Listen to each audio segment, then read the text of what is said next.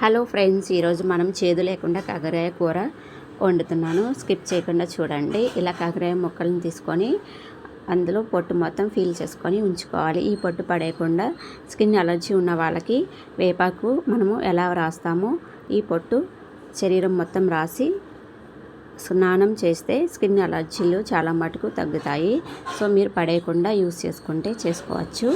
ఇలా మనం కాకరకాయ ముక్కల్ని సన్నగా కట్ చేసుకున్న తర్వాత ఒక గిన్నెలోనికి తీసుకొని అందులో సాల్ట్, ఎల్లో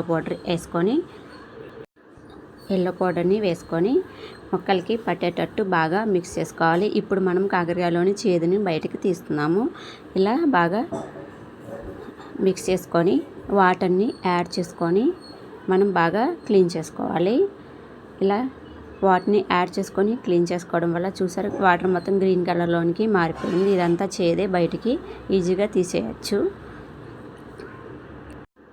ఈ వాటిని పడేసిన తర్వాత మళ్ళీ second time same process salt, yellow పౌడర్ని వేసుకొని ఇప్పుడు ముక్కలకి పట్టేటట్టు మిక్స్ చేసుకొని 10 minutes పక్కన మూత పెట్టి పక్కన ఉంచుకోవాలి.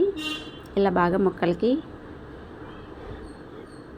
సెకండ్ టైం కూడా ఎల్లో పౌడర్, సాల్ట్ వేసుకొని ముక్కల్ని బాగా మిక్స్ చేసుకొని మూతెట్టుకొని పక్కన ఉంచుకోవాలి. ఇందులో వాటర్ మొత్తం ఉంచుకున్న తర్వాత వాటర్ మొత్తం బయటికి వస్తుంది, చేదు వాటరు. ఇలా మిక్స్ చేసుకున్న తర్వాత ఒక మూత పెట్టి ఉంచుకున్న తర్వాత మనము ఆ ముక్కల్ని తీసుకొని వాటర్ మొత్తం గట్టిగా పిండుకొని పక్కన పెట్టుకోవాలి. చూసారు వాటర్ మొత్తం చేదు వాటర్ బయటికి వస్తుంది. ఇలా ఊరబెట్టుకుంటేనే మనకు వాటర్ మొత్తం బయటికి వస్తుంది. ఇలా ముక్కల్ని మొత్తం పిండుకున్న తర్వాత ఈ ముక్కల్ని ఒక బౌల్ తీసుకొని ఆయిల్ వేసి ఆయిల్ హీటెక్కిన తర్వాత ముక్కల్ని బాగా ఫ్రై చేసుకోవాలి. రెడ్ కలర్ వచ్చేంత వరకు బాగా ఫ్రై చేసుకోవాలి. ఇలా చూడండి బాగా ఫ్రై అవుతున్నాయి. ఈ ముక్కల్ని ఇలా చేయడం వల్ల మనకు చాలా మటుకు చేదు అంతా వెళ్ళిపోతుంది. కర్రీని బాగా ఈజీగా వండుకోవచ్చు.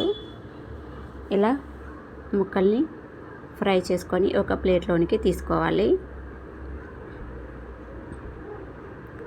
చూసారు బాగా రెడ్ కలర్ వచ్చాయి. ఇలా అదే బౌల్లో అదే ఆయిల్లో తీసుకొని మనము ఆవాలు వేసుకున్నాము, పోపు పెట్టుకున్నాము. ఆవాలు, వెల్లుల్లి కూడా యాడ్ చేసుకున్నాము. ఇవి బాగా రెడ్ కలర్ వచ్చిన తర్వాత ఎండుమిర్చిని కూడా యాడ్ చేసుకున్నాము. తగినంత ఎండుమిర్చి, వెల్లుల్లి యాడ్ చేసుకుంటే సరిపోతుంది. ఇవి బాగా ఫ్రై అయిన తర్వాత కరివేపాకుని యాడ్ చేసుకున్నాము. ఆనియన్ కూడా యాడ్ చేసుకున్నాము. ఆనియన్ను తగినంత తీసుకుంటే సరిపోతుంది. 1 ఆనియన్ అయితే బాగా సరిపోతుంది. ఇలా ఆనియన్ కూడా రెడ్ కలర్ వచ్చేంత వరకు బాగా ఫ్రై చేసుకోవాలి. ఎల్లో పౌడర్ని కొద్దిగా వేసాము. ఆల్రెడీ మనం ఎల్లో పౌడర్ సాల్ట్తో ముక్కల్ని కడిగాము కాబట్టి తక్కువ వేసుకుంటే సరిపోతుంది. సాల్ట్ని కూడా యాడ్ చేసుకున్నాము. ఇవి బాగా ఫ్రై అయిన తర్వాత మనము టమోటా ముక్కల్ని యాడ్ చేసుకున్నాము. టమోటా ముక్కలు కూడా బాగా 2 టమోటా 3 టమోటా తీసుకుంటే సరిపోతుంది. బాగా మెత్తబడేంత వరకు మనము ఉడికించుకోవాలి. ఇలా ముక్కలు మొత్తం ఆయిల్ పైకి వస్తుంది.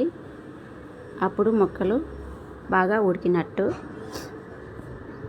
ఇది చాలా హెల్దీ ఫుడ్ కూడా. వారంలో ఒకసారి కాకరకాయని వండుకొని తినండి. ఇలా టమోటా బాగా ఫ్రై అయిన తర్వాత కాకరకాయ ముక్కల్ని యాడ్ చేసుకొని మనం మిక్స్ చేసుకోవాలి. ఇవి కూడా ఉడికించుకోవాలి.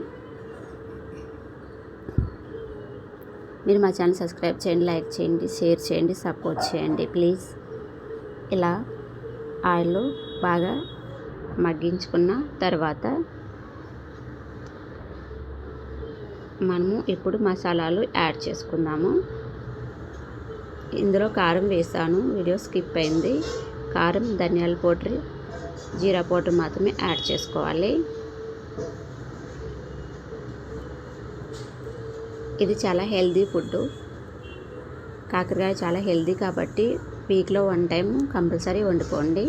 ధనియాల పౌడర్ని కూడా యాడ్ చేసుకున్నాము. నేను చెప్పాను కదా, ధనియాల పౌడర్, జీరా పౌడర్ మొత్తం యాడ్ చేసుకొని బాగా మిక్స్ చేసుకోవాలి. ఇందులో చింతపండు కూడా మనము యాడ్ చేసుకొని ఇలా చింతపండు గుజ్జు తీసుకొని అందులో పోసి వాటర్ యాడ్ చేసుకొని 10 మినిట్స్ ఉడికించుకుంటే కర్రీ రెడీ అయిపోతుంది. చూడండి, ఇలాగా కాకరకాయ కర్రీ రెడీ అయింది. మీరు కూడా ఒకసారి ట్రై చేసి చూడండి. చాలా హెల్తీ ఫుడ్. ఇలా వండుకుంటే చేదు అనేది అస్సలు ఉండదు. తినడానికి చాలా టేస్టీ కూడా ఉంటుంది. చేదు అనేది ఎక్కడ కూడా మనకి కనపడదు. ఇందులో బెల్లం కూడా కొద్దిగా యాడ్ చేసుకోవచ్చు. మనం ఆల్రెడీ చేదు మొత్తం తీసేసాం కాబట్టి కూర చాలా టేస్టీగా వచ్చింది.